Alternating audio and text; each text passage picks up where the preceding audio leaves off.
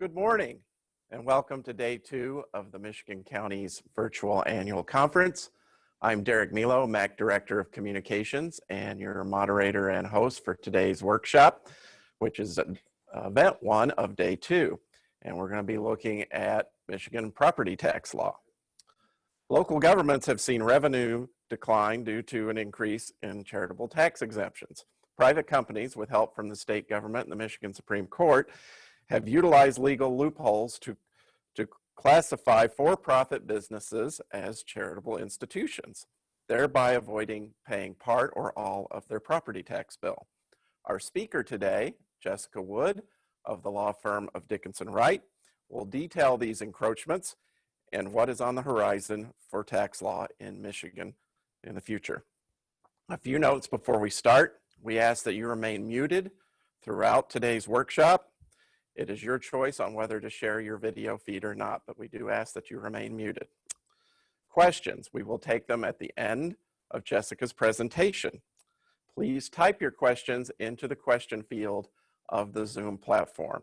I will then be reading them to Jessica for her responses after she completes her presentation.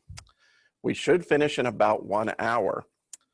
This event is being recorded and the tape will be posted to the MAC website at a future date.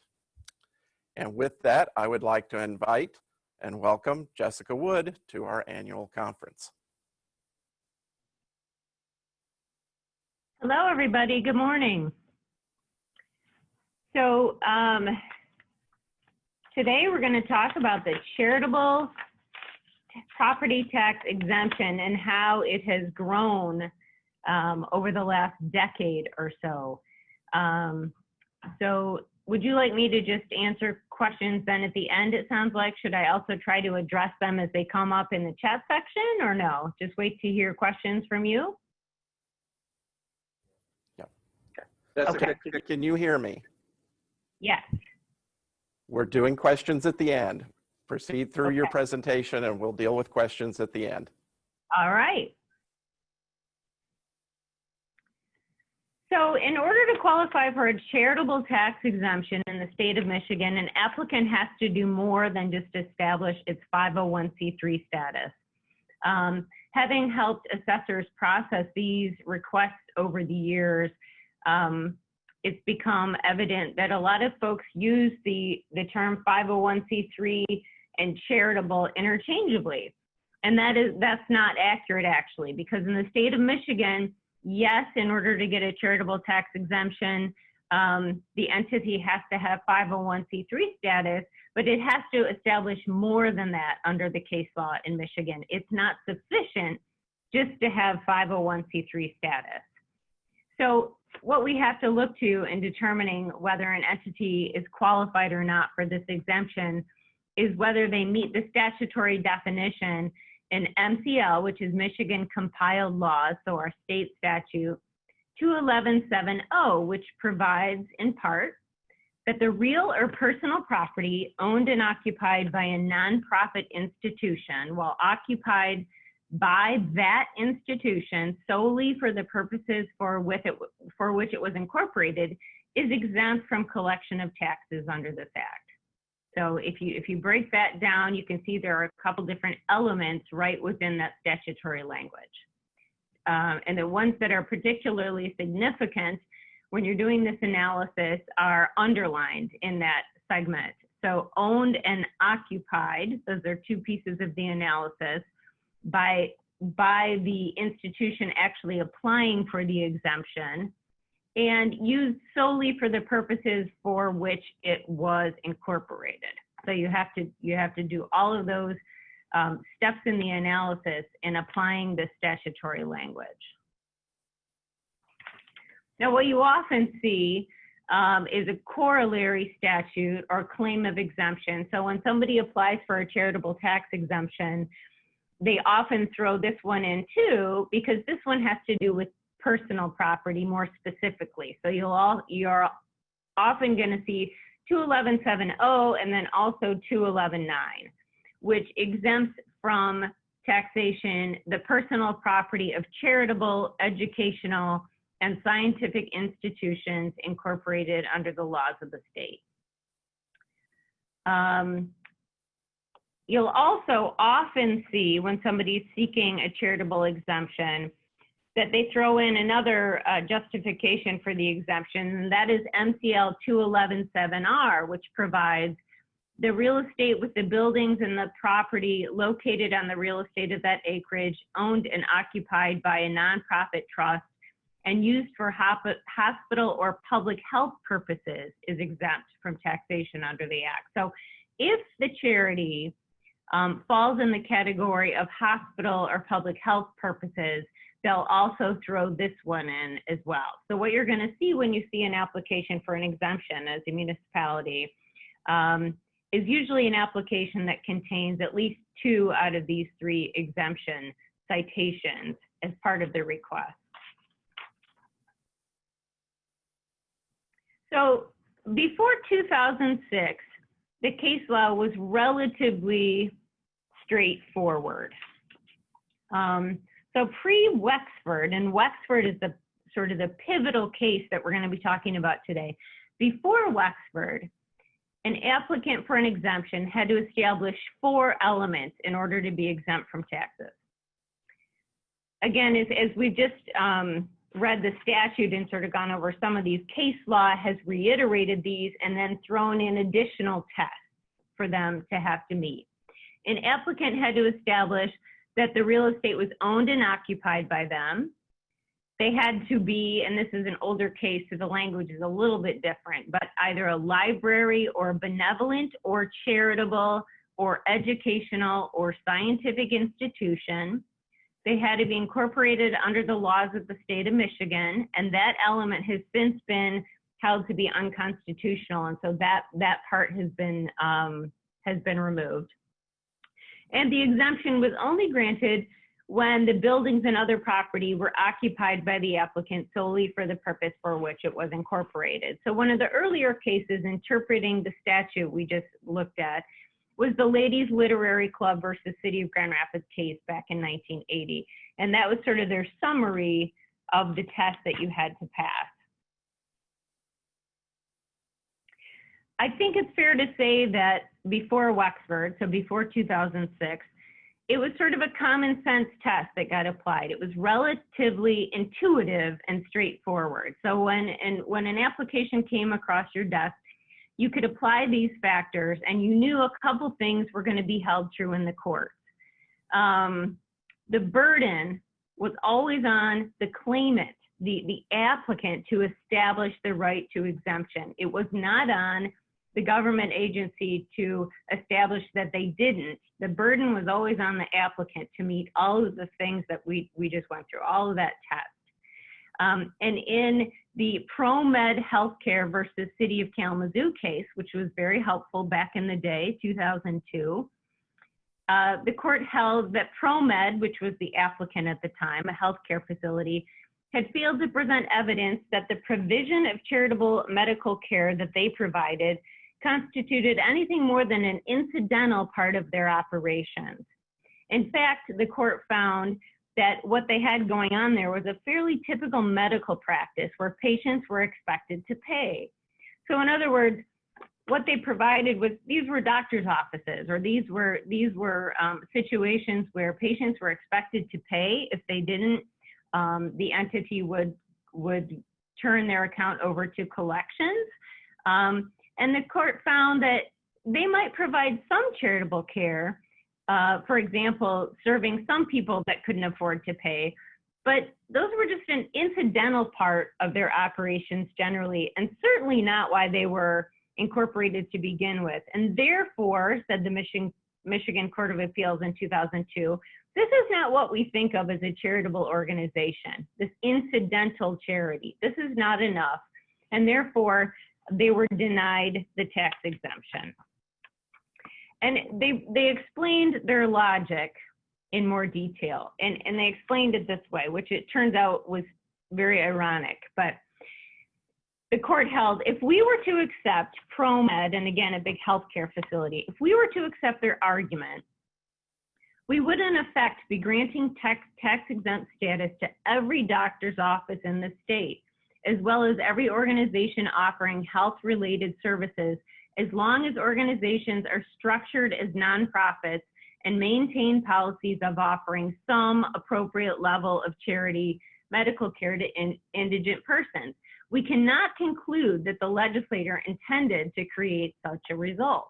So in other words, again, just because you might provide some incidental level of free care or care given at a reduced rate, that doesn't mean you're entitled to an exemption. That's incidental. And such an outcome would be absurd. So we're not going to conclude that. It's also sort of a shout out to the legislature to say, hey, legislature, if that's what you intended, or if you want to clarify the scope of this exemption, please feel free to step in and do something, because this is our conclusion. So unless you tell us otherwise, we're going to say these people are not entitled to this exemption. Again, that seemed to sit well. That's a common sense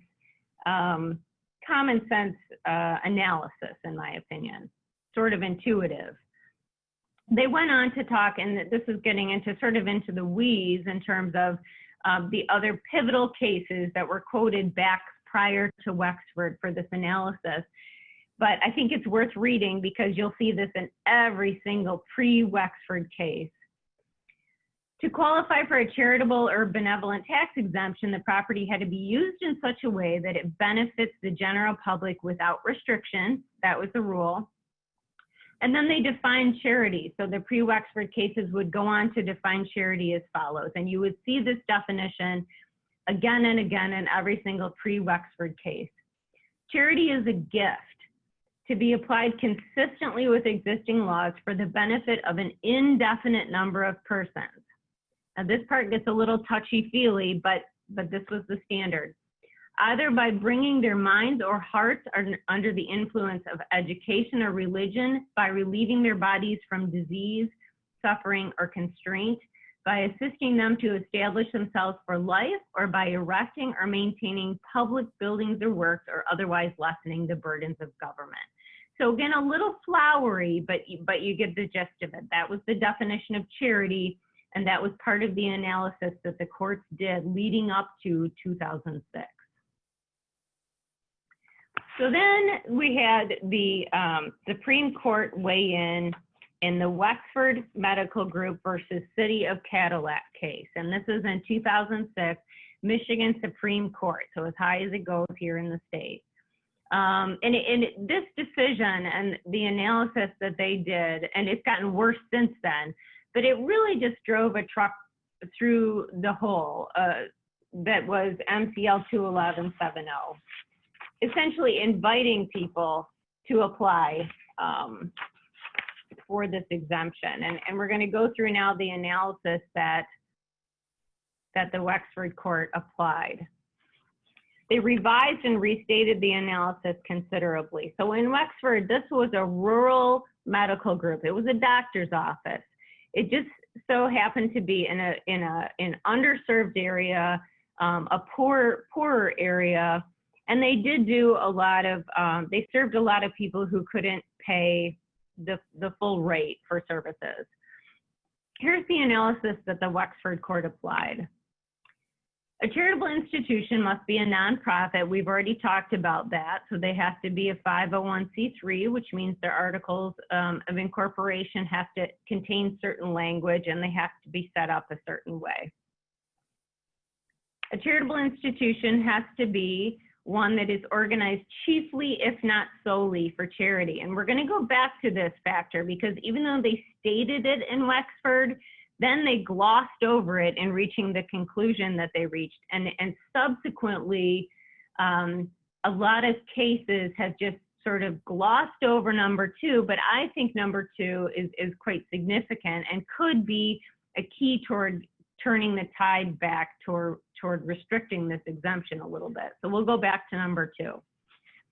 A charitable institution does not offer its charity on a discriminatory basis by choosing who among the group it purports to serve or deserves the services. Rather, it serves any person who needs the particular type of charity being offered. It's supposed to, and this will sound familiar, this will sound like the case I just quoted, it's supposed to bring people minds or hearts under the influence of education or religion, relieve their bodies from disease, suffering, or constraint, assist them to establish themselves for life, erect or maintain public buildings or works, or otherwise lessen the burden of government. So that's supposed to sort of describe the parameters of what could constitute a charitable institution. It can charge for its services. So this was a new wrinkle. It can charge for its services as long as the charges are not more than what is needed for its successful maintenance. Now this started to open the floodgates, as you can imagine, because it's not clear what successful maintenance means. And so therefore, the amount that an entity can charge started to creep up. It's no longer a gift. We're getting away from the gift concept now. They're allowed to charge, but no more than what is not needed for its successful maintenance. Now, here's the kicker, though, this number 6. This is really what created the giant loophole in the charitable exemption. A charitable institution need not meet any monetary threshold of charity to merit the charitable institution exemption. Rather, if the overall nature of the institution is charitable, it is a charitable institution regardless of how much money it devotes to charitable activities in a particular year.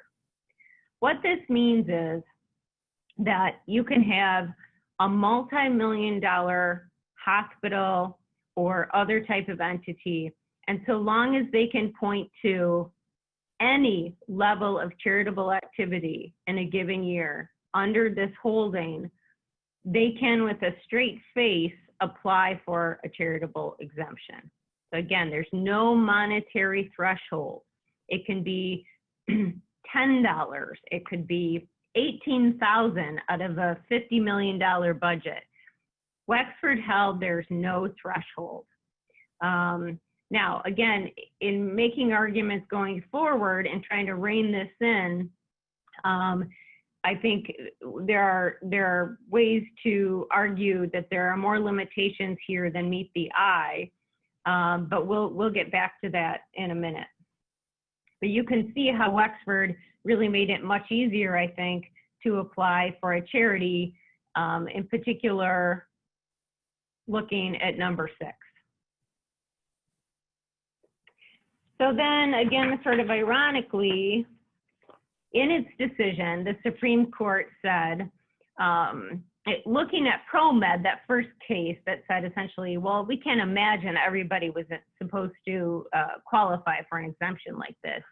The Supreme Court said, we find it overblown in that it is doubtful that any significant number of profitable medical institutions would forego their for-profit status in exchange for property tax exemption. In any event, this exemption has been in place for 100 years and we discern no sign of rampant abuse of it. Nor apparently has the legislature, because it has not altered the exemption in any significant way. In other words, don't worry, this isn't gonna, there's no slippery slope here, and you guys are overblowing the concern that this is gonna be taken advantage of. Now, a couple of things to point out about that. Part of the reasoning was that they found it doubtful that any profitable medical institution would forego their for-profit status in exchange for a property tax exemption. That's a little bit naive, I think, because nonprofit status really doesn't hold that much significant meaning.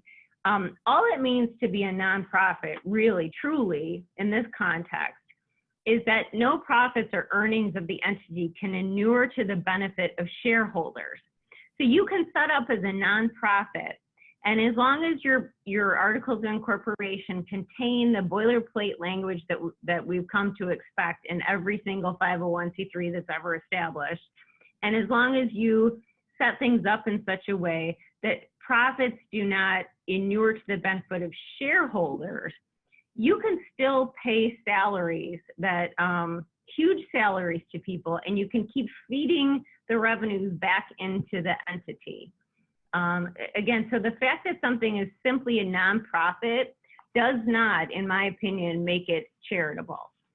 It's really just a matter of corporate form. and people have certainly learned how to manipulate it since this case came out. So what's happened since then? Well, there have been developments that continue to enlarge this hole in the exemption. So in 2017, in SBC Health Midwest versus City of Kentwood, a for-profit corporation. So far we've just been talking about entities that were established as nonprofits.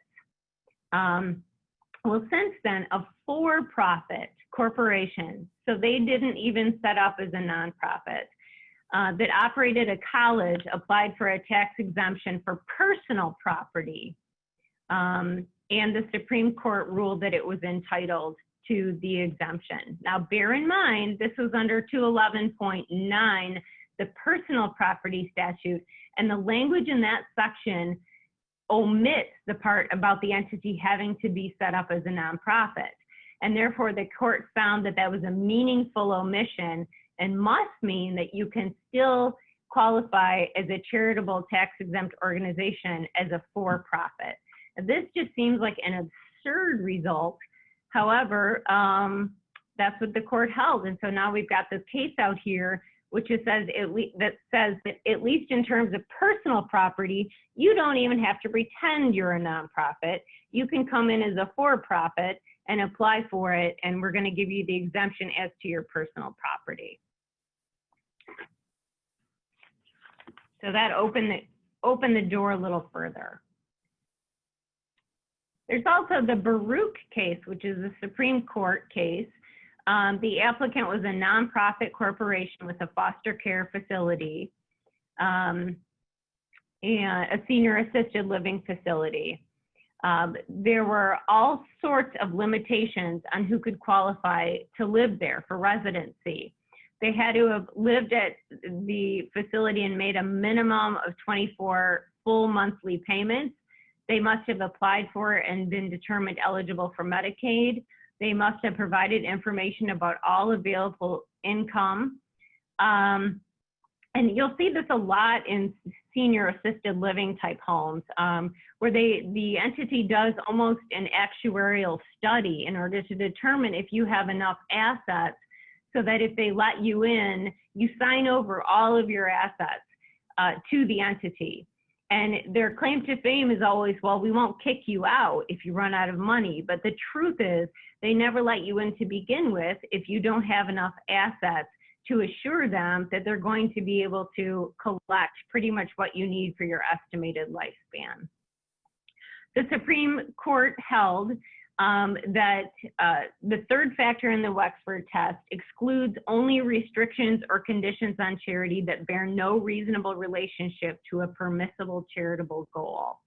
So in other words, under Baruch, you are allowed to limit those who you serve with charity. And you can do so by looking at their assets, all of their finances, etc. So you can limit those who you serve.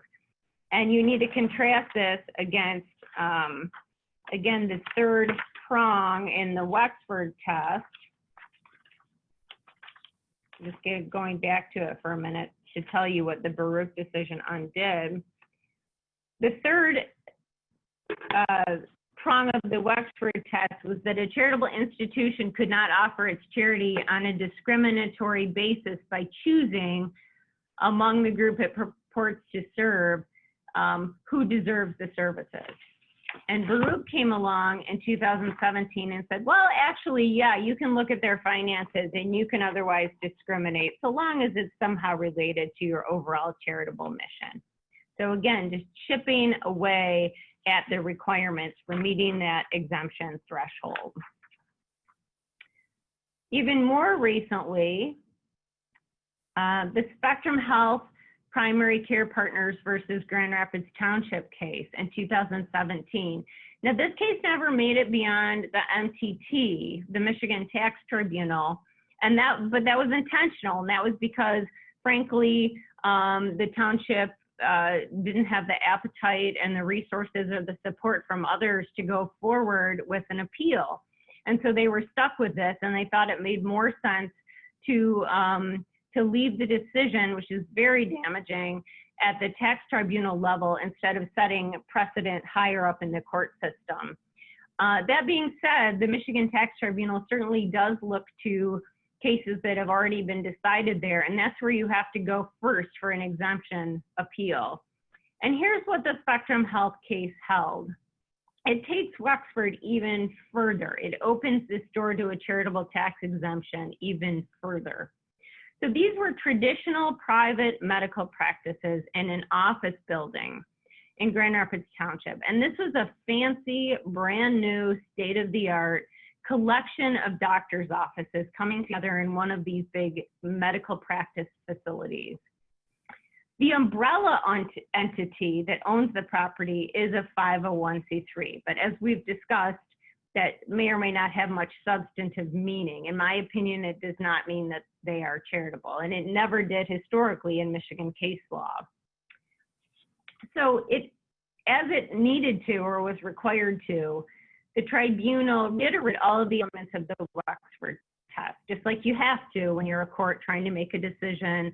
You have to look at higher courts and at least pretend you're applying those criteria. And they did. They reiterated all of the elements of the Wexford test. They then held, though, that Spectrum Health was, in fact, entitled to a tax exemption. And here are a few additional little nuggets that they threw into their decision, which were so damaging. The judge held that a charitable institution is not required to strive for mediocrity as a condition of its being considered a charitable institution.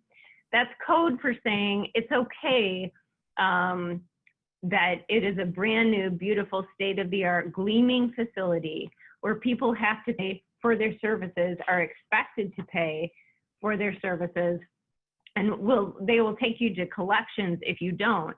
Doesn't matter. Doesn't matter. They don't have to be mediocre. And again, they can be as fancy as they want to, and we still think that that's okay and doesn't disqualify you from becoming a charitable institution. They also would not look to quantify the amount of gifted care that was provided. And this goes back to the Wexford decision where they said, there's no threshold here. There's no monetary threshold. So it doesn't matter that it is just established as a 501c3 and that it could be that just bad debt being written off constitutes the amount of gifted care. Doesn't matter because there's no threshold. And therefore, this private medical practice in a brand new office building was held to be exempt from taxes entirely in Grand Rapids Township. And that was in 2017. So where does that leave us? Well, unfortunately, the dire prediction that the ProMed court held way back when has essentially come true. And that is that there are really no limits now on who can apply as long as they have articles of incorporation that say the right thing and are established the right way. There's no threshold for charitable giving, and it doesn't have to be a gift. And so traditional private medical practices are now very likely to seek, and they have begun seeking, tax exemptions all throughout the state. And that is a trend that we continue to see. There was some push for some legislative action to try to rein this in right before, I would say, COVID struck us. And then I think the appetite sort of went away. And certainly before this last set of elections, it wasn't really going anywhere that I was aware of. But anyhow, so that's it. That's the end of my presentation. Does anyone have any questions about any of these cases or how we can go about addressing this?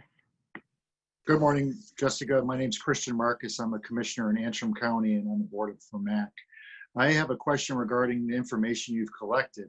Have you been able to put together a form of yellow paper of sorts that you could submit to the recommendations to the House that they could introduce to make some fixes to these issues?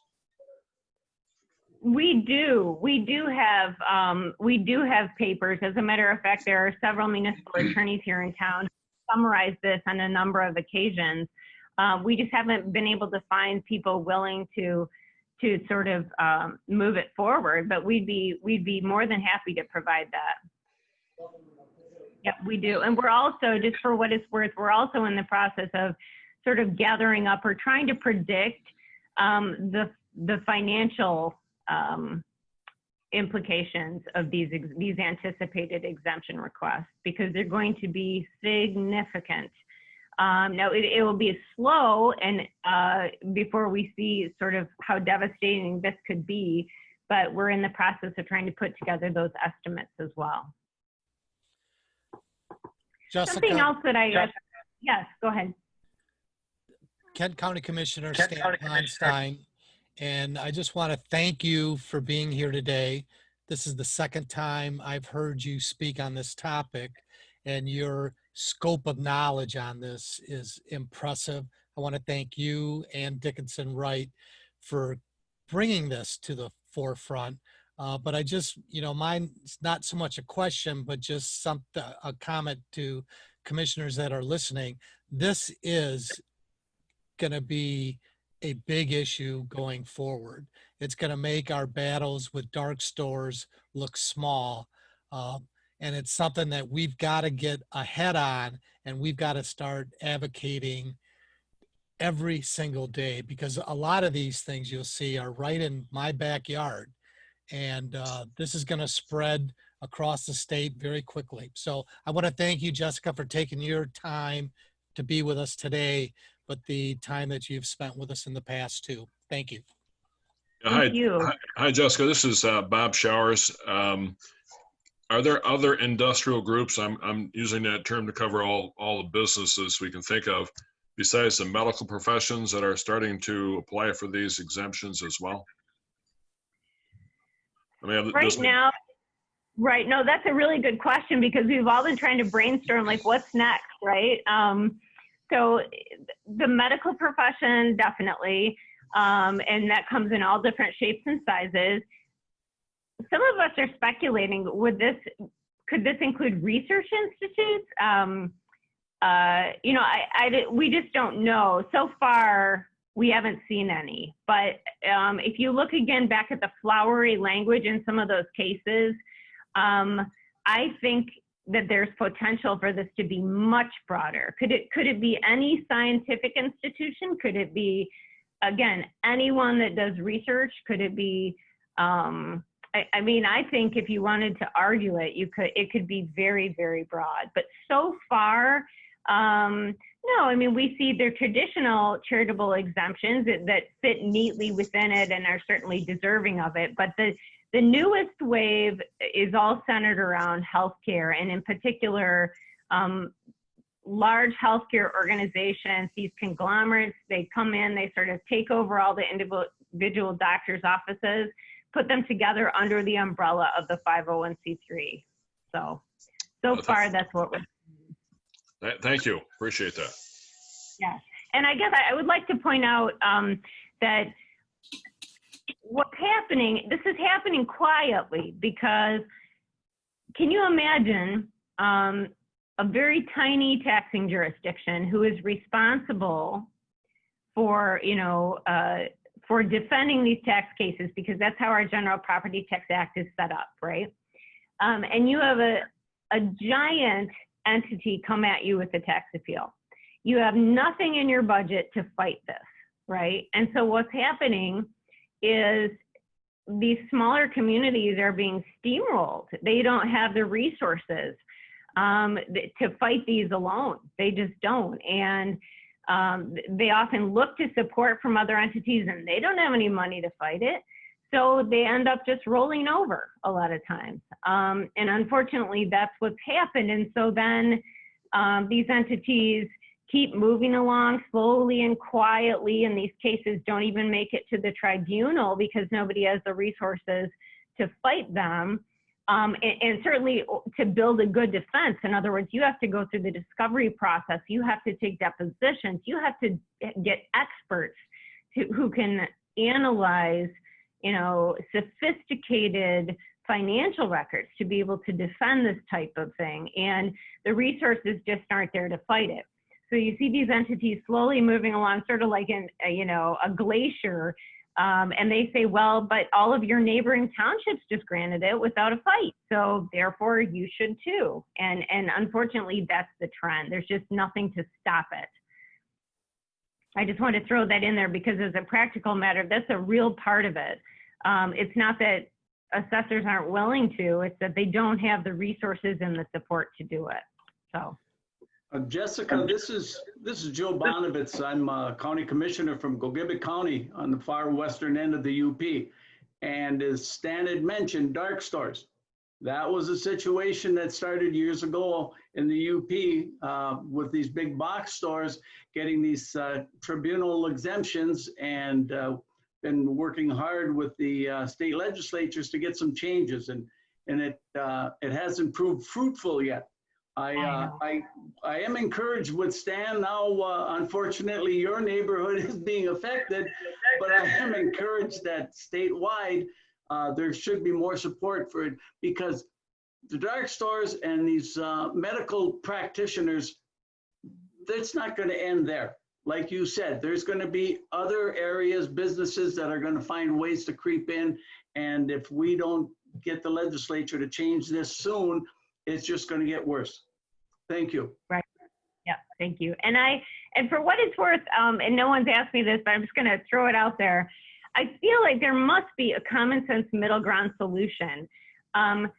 Certainly there are certain medical practices that are entitled to some sort of break, some might argue. If that is the case, then shouldn't we have a legislature that makes it very clear exactly what the scope of that tax exemption should look like?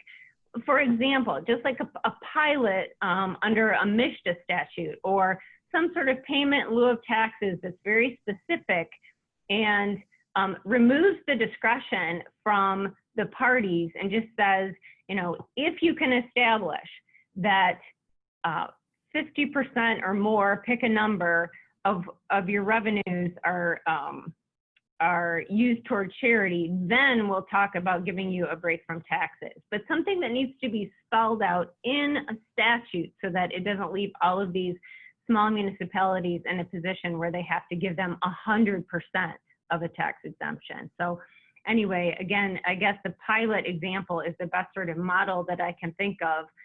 The same sort of tax abatement that you might get in an NEZ or any other kind of economic development type situation. So just throwing that out there when you're thinking of solutions. Hey, Jessica, Bob Showers again. Is there, do charitable institutions get any break on their income taxes from the state? Not that I'm aware of. Not that I'm aware of.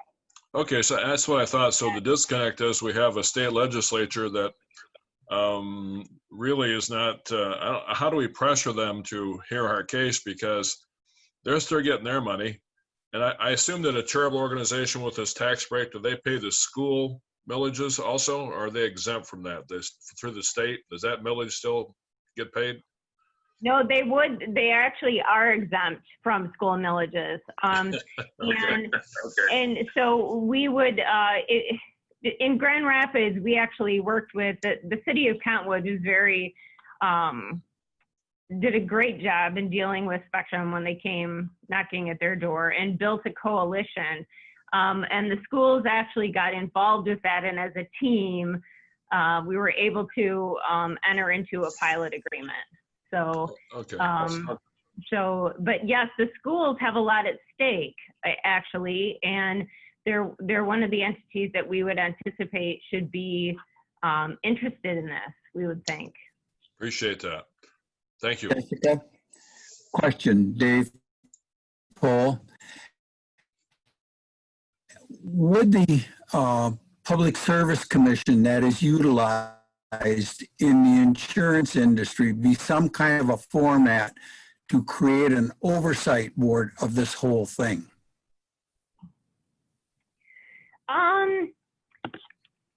Possibly, although the tax tribunal, so the Michigan Tax Tribunal is the agency that's been charged with overseeing all taxes in the state of Michigan, including exemptions, and that's statutory jurisdiction. So my guess is that the tax tribunal and or the state tax commission might be the entities who would oversee this. The state tax commission sometimes gets involved on these matters. They'll actually even intervene. The state will intervene on cases that have statewide significance. I do not know why they haven't intervened on this issue yet. Again, I think it's sort of been off people's radar thus far. So one of our hopes is that we can get it on people's radars. So. Go on. Jessica, this is Derek. I'm reading questions out of our group chat. This is from Gail Patterson Gladney, excuse me. Can any of the cases you discussed earlier be overturned?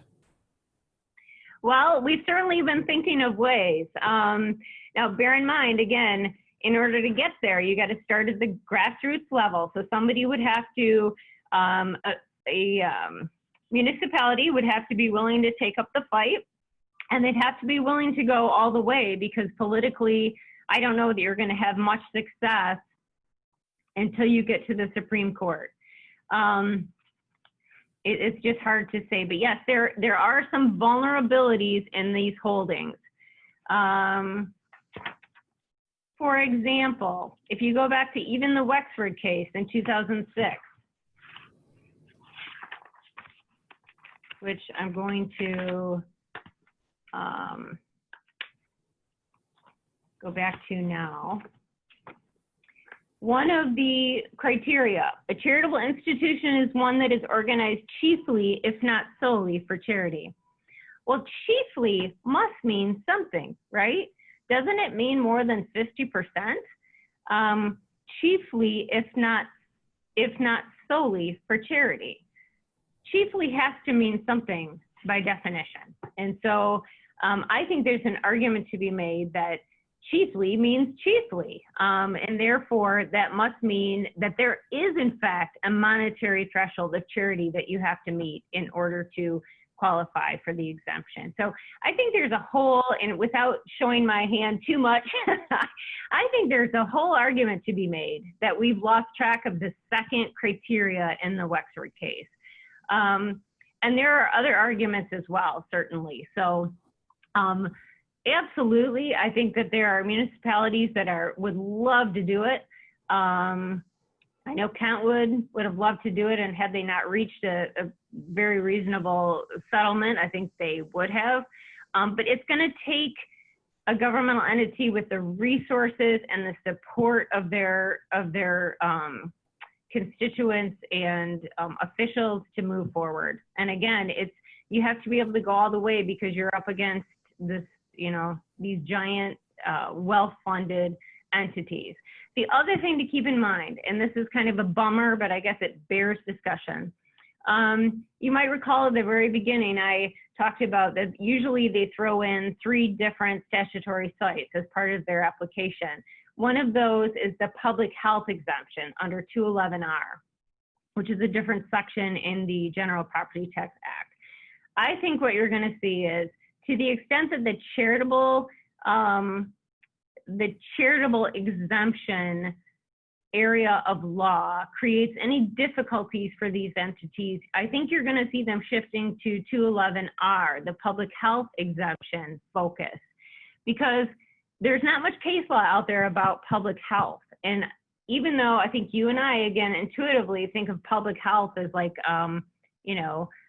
the counties provide public health services, right, for the greater good, as opposed to private doctor's offices where they expect you to pay full market rate and collect if you can't. I think they're going to try to recharacterize themselves as providing more and more public health. And you might have noticed there's like an increase in like, there's free sports therapy clinics, there's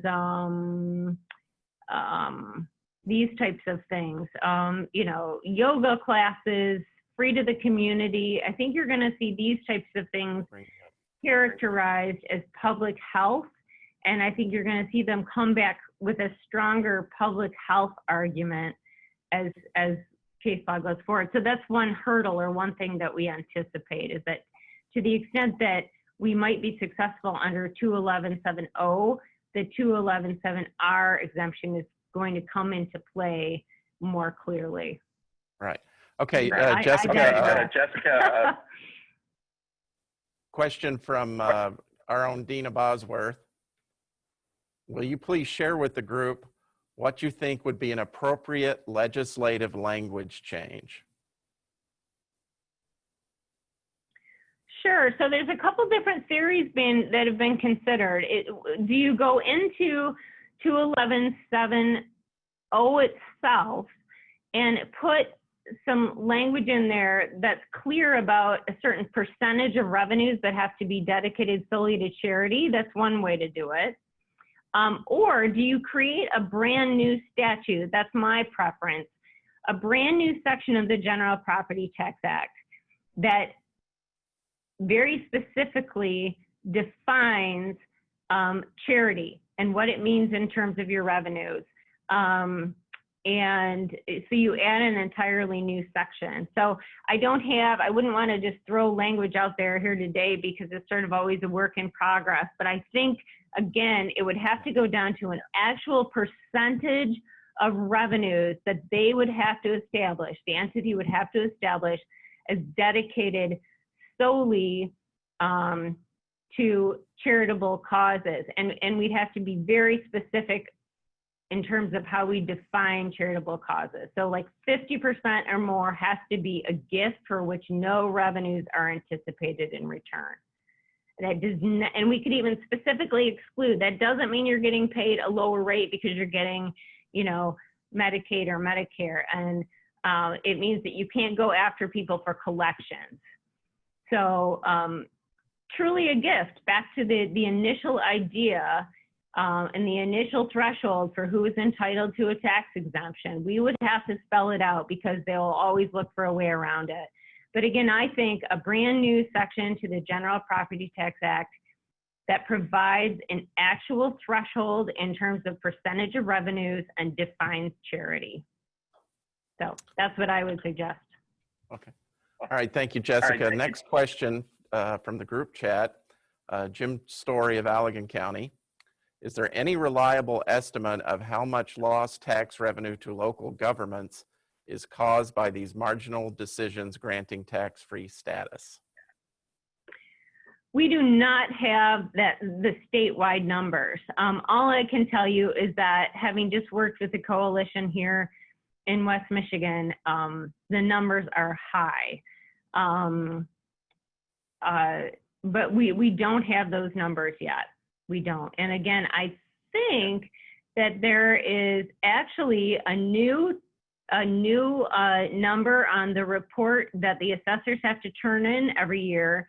This is brand new, that requires them to estimate what their losses will be as a result of charitable exemptions.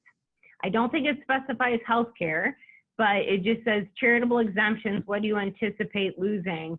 And that is a brand new box that has to be checked on the assessor's form. And so that was just added. And so I anticipate that within a year or so, we should have a better sense of those numbers. But until now, there's been no reporting requirement for that. So we do not have the numbers. I can just tell you that locally, it's been devastating. So. Okay. All right. Great. Thank you, Jessica. Next question from the group chat, Veronica Kleinfeld of Macomb County. As the issue grows larger, do you see the legislature being compelled to act after the 2020 elections are over?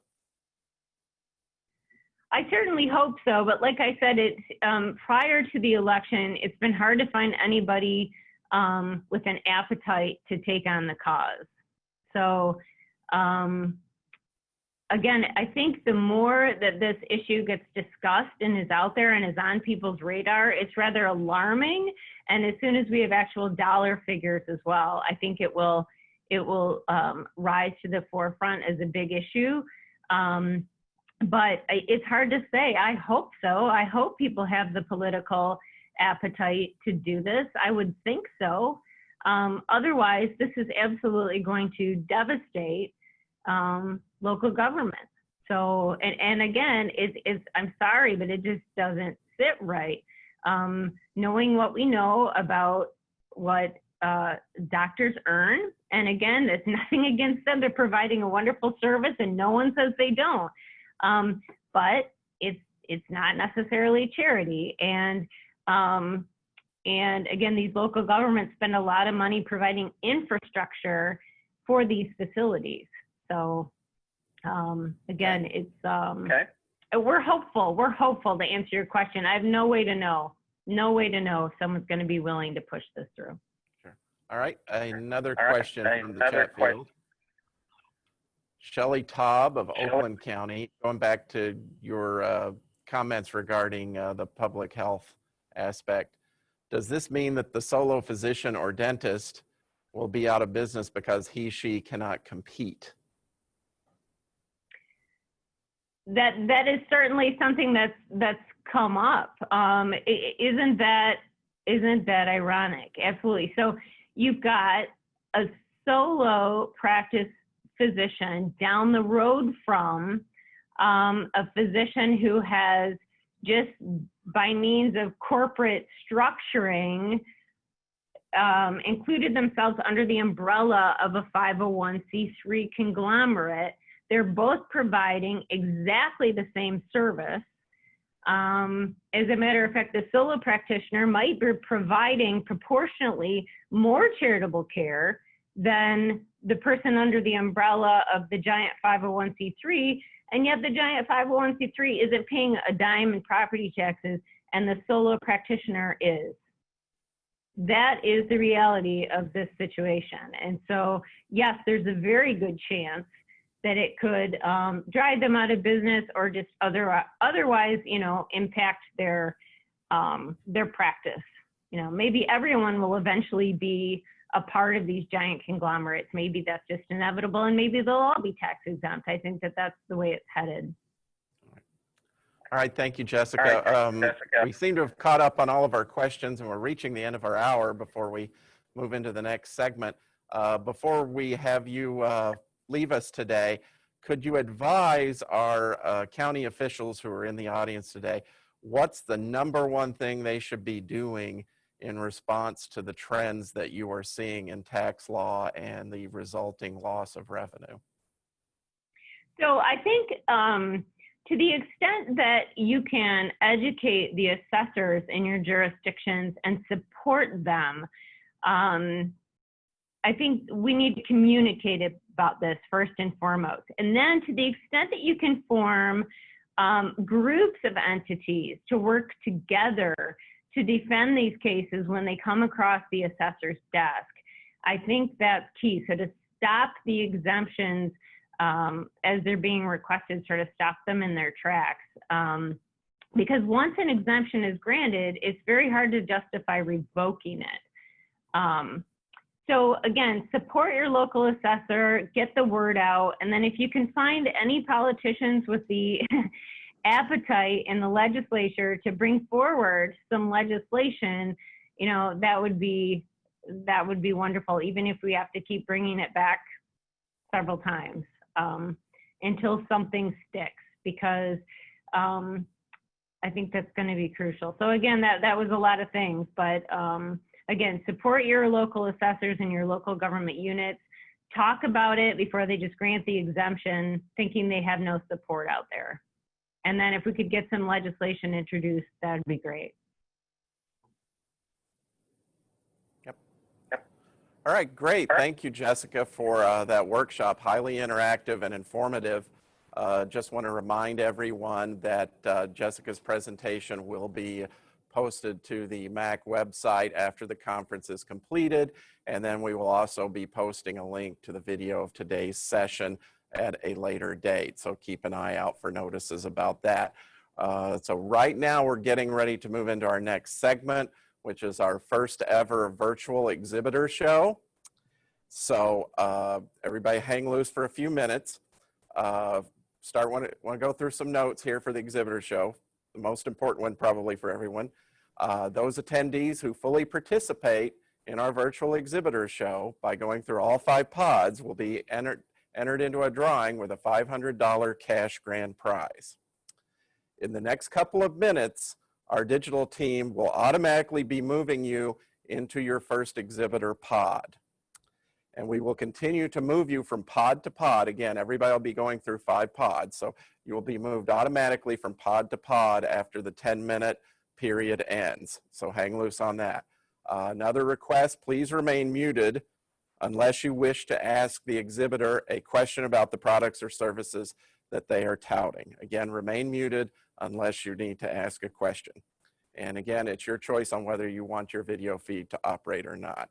So before we get over to the exhibitor show, I do really quickly want to thank again our sponsors who are helping us put this conference on and keeping costs low on our members: Blue Cross Blue Shield of Michigan, Enbridge, MMRMA, Consumers Energy, the Mac Service Corporation, Michigan County's Workers' Compensation Fund, and 44 North. So stand by as we launch our first ever virtual exhibitor show.